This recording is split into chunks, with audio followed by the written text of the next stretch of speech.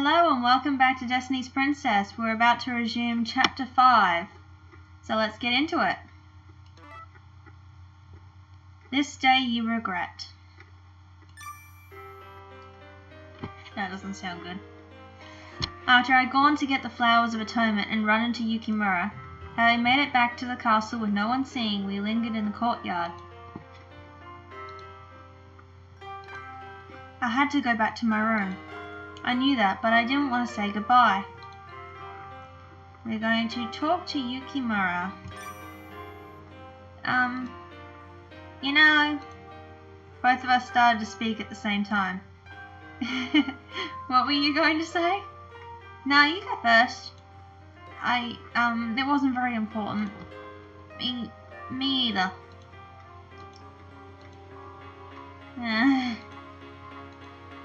Perhaps he would tell me to go back to my room. I instinctively prepared myself for the possibility, but I was wrong. So, thankfully it looks like nothing's happened here at the castle while we were gone. Yeah. Once more, a thick silence fell over us. Yukimura again scratched his head and then let out a frustrated sigh. This is so stupid! Huh? Baby, let's talk about something. Yeah, what's wrong with a brother and sister talking to each other? I want to talk to you. Unless you don't want to. Yukimura's gaze was clear and direct. No, I do. You're right. Let's talk. That's right, we were brother and sister after all. Surely no one could fault us for having a conversation. Yukimura smiled happily and sat on the veranda. I, too, sat down, a slight distance away. Those flowers really suit you. Yukimura looked at the flowers I was holding with a smile. Really? Thanks. I feel like I might have given those same ones to you before sometime. Yeah, maybe. The one who had given me these flowers was my real brother. Yukimura, now in possession of those memories, might not have been able to tell the difference. Sorry, actually, my memory's been really weak lately. I'm getting old too fast. Yukimura gave a bit of smile. Your memory's weak? Yeah, it's only very recently, but there are a lot of things I can't seem to remember well. Like what? Like the night Father got hurt, for instance. That had been the night Yukimura had been summoned into this world. The first thing I remember is you collapsed on the ground in front of me. Whatever I was doing before that, I just can't make myself remember. Do you know, Kirby, what I've been doing? It was no surprise that he couldn't remember. At that time, my brother had already been dead.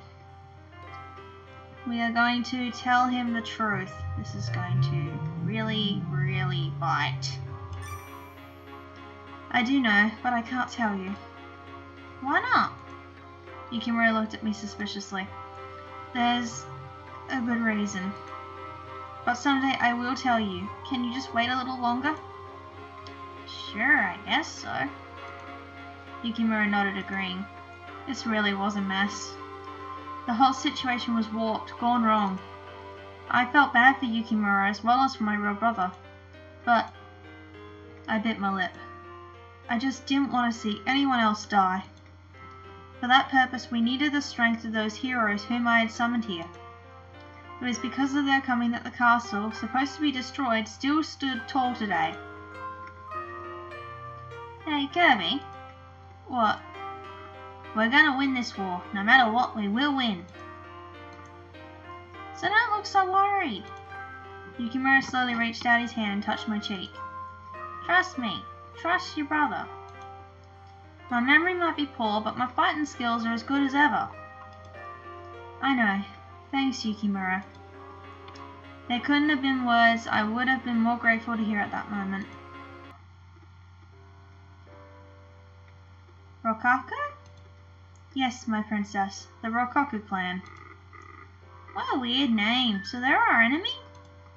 Yes, they are the sworn allies of this family. Of course, that's all from 100 years in the past. Thanks to our forefathers' destruction of their clan, we now abide together in peace. Then the fighting is over?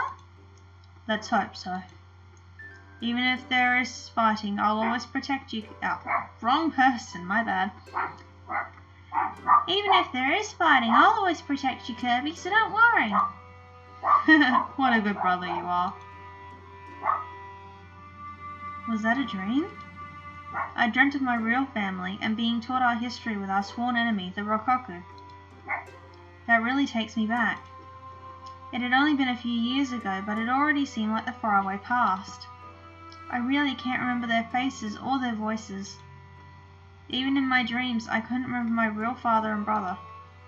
Even their voices, which I'd heard as soon as I woke up, I could no longer recall.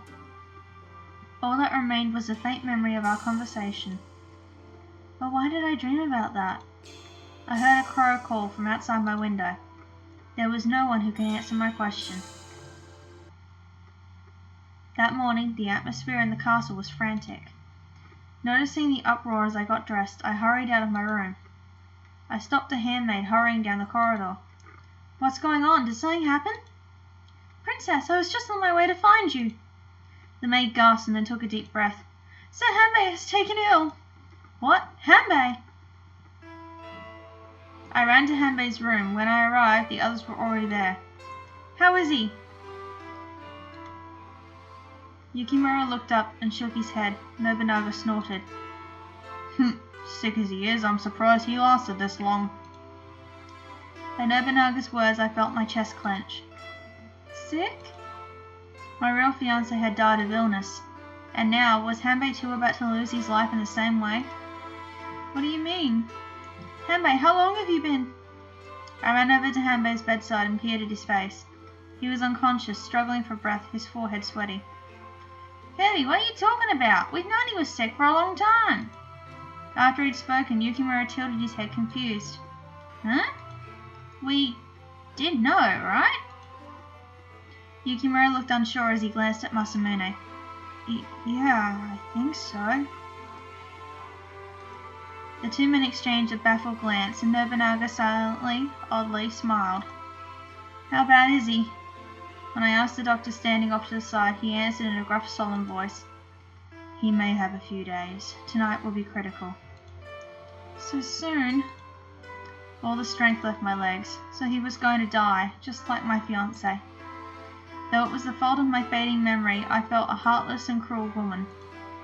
My fiancé had died, and yet I'd only been thinking about Yukimura. Hanbei hadn't appeared to us to be sick. Maybe that was the facade he put on to those around himself. If only I'd been closer to him, maybe I would have noticed sooner. Kirby. As I started to crumple to the ground, Yukimura held me up. He opened his eyes. At the exclamation, at once everyone's eyes flew to Hanbei. I ran back over to him. Hanbei appeared to be in a state of half-consciousness. His eyes fell on everyone gathered around his bed in turn. His foggy gaze stopped on me. After staring at me for a long moment, he looked at Yukimura, supporting me from behind. Then his lips parted. I have a strategy for you. His voice was weak. Yukimura looked shocked. Hanbei, what are you saying? You need a rest. Everyone but Nobunaga, Yukimura, and Masamune, please leave, and hurry. I don't have much time. The page and maidservant rushed out. The doctor too bowed and then left. Hanbei turned toward me, and I stood, reluctant to leave. Please don't worry. We will defeat the demons. Hanbei, I'm actually grateful that you've given me a place to die. Huh? What on earth did he mean? I wanted to ask, but I knew there was no time for that. Back in the room, the conversation apparently continued. The only ones who remained with Hanbei were military commanders. I didn't know what kind of strategy Hanbei was giving them, but it was taking quite a while. Unable to go far, I stood in the hallway for a long, long time. Princess, please return to your quarters. You'll catch a chill out here. No, I want to wait here. You may all be dismissed. I don't need company. Princess. Please, I want to be alone. Understanding, the maid left my side. I could see her from the corner of my eye at a distance. I couldn't do anything as long as I stayed here. I knew that, but I couldn't make myself go. I kept my eyes on the screen door and whispered under my breath toward my chest. Did Hanbei get sick because I brought him here? Is it because he took the place of my ill fiancé? Well now, that's a very good question. The cackled response was subdued, but it thoroughly grated on my harried nerves. Don't play games with me. Give me an answer or I'll smash you into a million pieces.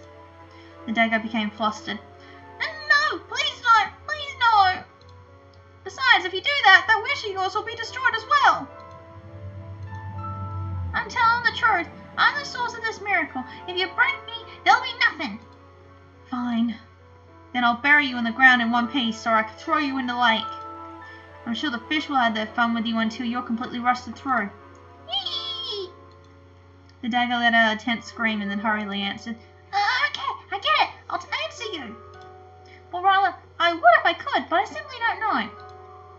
Think you're going to get away with playing dumb with me? Of course not. But all I have done is summon those men and trade them with the old ones. As for the eldest, well, that's too difficult for this small demon. Was he telling the truth? Even if he didn't know the answer, I knew that he wasn't about to share it with me. Okay, then what about this? What happens if the people summoned into this world die here? Will they die, or will they live on in their own world? Ah, that's an easy one. Even I know that. If they die here, they're dead forever. The dagger's voice sounded full of delight. I felt all the blood drain from my body. Until then, I hadn't feared the dagger. I thought of him as a silly little demon, amusing even. But he was, in the end, a demon, the same as the horrific ones now surrounding the castle. What's wrong? I thought I heard voices. The screen door opened and Yukimura came out. Yukimura, is Hanbei? He's still unconscious. Yukimura gestured to the doctor standing off to the side in the hall. Anyway, like he said, tonight's critical, so we'll all stay here with him a little while longer. You should go back. Kirby? Yukimura looked at me, clinging tightly to his arm with surprise. This is all my fault. It's my fault that Hanbei's going to... Forgetting about my fiancé, I'd had the demon make Hanbei trade places with him. And now I'd forced him to die in this place, surrounded by strangers. No matter which way you thought of it, it was all my fault. We are going to fight back the tears. I bit my lip and desperately held back my tears. I felt like I couldn't let myself cry. Everything was all my fault. Kirby. Yukimura watched me sadly. It was not an hour later that Hanbei breathed his last breath. No! Come on! They'd said tonight was the critical point, but he hadn't even held out that long. Oh god, now I want to cry. Is anybody else crying? Anyway, that is it for chapter 5, as miserable as that ending was. I will see you all in the next chapter.